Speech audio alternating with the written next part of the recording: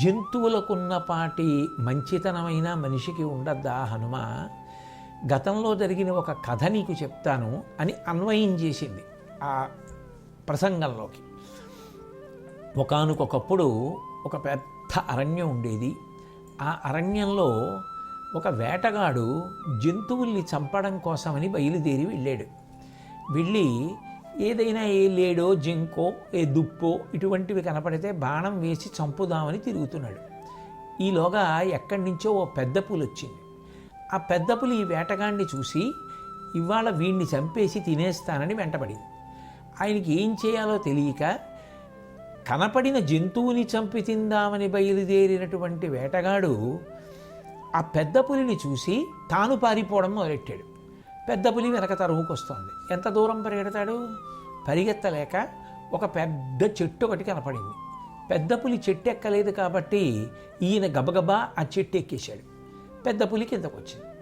చెట్టు కిందకు వచ్చి కూర్చుంది. ఇప్పుడు కాకపోతే గంట పోయాకైనా దిగడా, అప్పుడు పట్టుకుంటాను అని చెట్టు కింద కూర్చుంది. దానికి చెట్టు ఎక్కడం రాదు. ఈయన చెట్టు పై కొమ్మ వరకు ఎక్కి కూర్చున్నాడు, గడగడ గడగడ వణికిపోతూ. తీరా కూర్చుని చూసేటప్పటికీ అక్కడ ఒక భల్లూకం ఉంది చెట్టు కొమ్మల్లో. భల్లూకం అంటే ఎలుకబంటి. ఎలుగుబంటికి ఓ లక్షణం ఉంటుంది, అది ఎదురుగుండా ఎవరొస్తే వాడిని పీకేస్తుంది.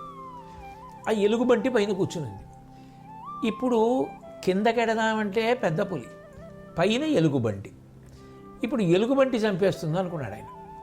కానీ ఆ ఎలుగుబంటి ఏం చేయలేదు. పెద్ద పులి అంది, వీడు వేటగాడు, అరణ్యంలో ఉన్న జంతువుల్ని చంపడానికి వచ్చాడు.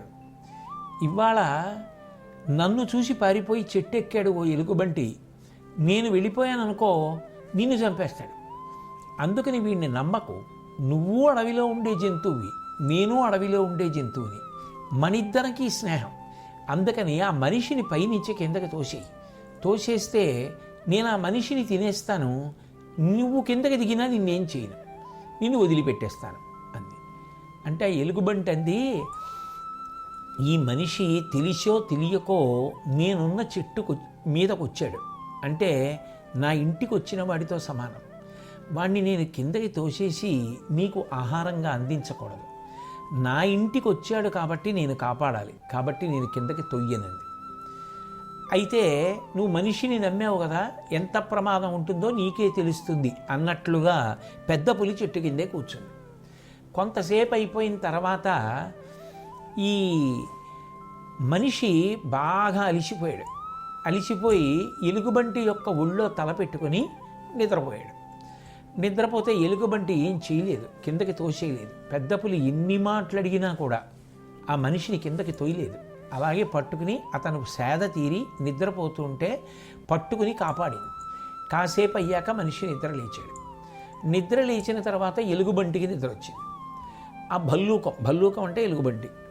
ఆ భల్లూకం ఏం చేసిందంటే, నాకు నిద్ర వస్తోంది, నేను నీ ఒళ్ళో పడుకుంటానని వేటగాడిని అడిగింది.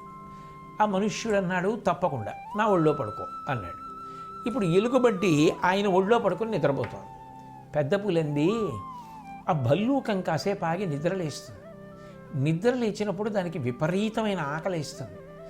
ఆకలి అయ్యగానే కిందకొస్తే నేనున్నాను రాదు, పైన నువ్వు ఉన్నావు కాబట్టి నీ కంఠం కొరికేసి నిన్ను తినేస్తుంది. కాబట్టి నా మాట విను, నువ్వు పైనుంచి ఆ భల్లూకాన్ని కిందకి తోసేయి. నిద్రలో ఉంది కదా, కింద పడిపోతే నేను భల్లూకాన్ని చంపేస్తాను, చంపి తినేస్తాను. నా ఆకలి తీరిపోతుంది, నేను వెళ్ళిపోతాను, నువ్వు చెట్టు దిగిని వెళ్ళిపో అంది.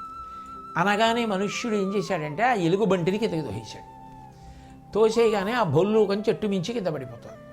కింద పడిపోతూ చటుక్కున దొరికిన కొమ్మ పట్టుకుని మళ్ళీ పైకి ఎక్కగానే మనిషి గడగడగడగడ వణికిపోయాడు. అయ్యో బాబోయ్, కిందకి తోసేసాను, ఇది పట్టుకుని మళ్ళీ పైకి వచ్చింది, ఇప్పుడు నన్ను తోసేస్తుంది పెద్ద పులి దగ్గరికి అని. పెద్ద పులి అంది, చూసావా, నువ్వు మనిషిని నమ్మావు, మన ఇద్దరం జంతువులం. వాడు ఏం చేశాడు, నేను నిద్రపోతూ ఉంటే నిన్ను కిందకి తోసేశాడు. ఇప్పటికైనా నా మాట నమ్ము, వాణ్ణి కిందకి తోసేయి, తినేసి వెళ్ళిపోతానంది. వెంటనే ఆ భల్లూకం అంది, చేసిన ఉపకారాన్ని మరిచిపోయి వాడు నాకు అపకారం చేసి ఉండొచ్చు, వాడు నాకు అపకారం చేశాడు అని నేను వాడికి అపకారం చేస్తే అది గొప్ప కాదు. వాడు అపకారం చేసినా ఉపకారం చేసినా నా దగ్గర ఉన్నవాడు, కాబట్టి నేను మాత్రం ఉపకారం చేస్తాను తప్ప అపకారం చెయ్యను. నేను చేసేది ఉపకారం ఒక్కటే, నేను అపకారం చేసేవాడిని కాదు. అందుకని నేను తొయ్యను మనిషి అండి. చూసి చూసి చూసి పెద్ద పులి వెళ్ళిపోయింది. ఎలుగుబంటి మనిషిని మాత్రం ఏం చేయలేదు. అతను కూడా కిందకి దిగి సిగ్గుతో వెళ్ళిపోయాడు. చూశావా హనుమా అని ఈ కథ చెప్పి సీతమ్మ అరణ్యంలో ఒక భల్లూకం తన ప్రాణానికే ప్రమాదం తీసుకొచ్చినటువంటి ఒక మనిషిని కాపాడింది. అపకారం చేసిన వాడికి ఉపకారం చేసింది. ఒక భల్లూకం చేసిన పాటి ఉపకారం మనిషి చెయ్యలేకపోతే, అపకారం చేసిన వాడికి కూడా ఉపకారం చెయ్యలేకపోతే గొప్పతనం ఏముందయా? అది సమర్థత, అది శాస్త్ర ప్రవేశం, అది శీల వైభవం.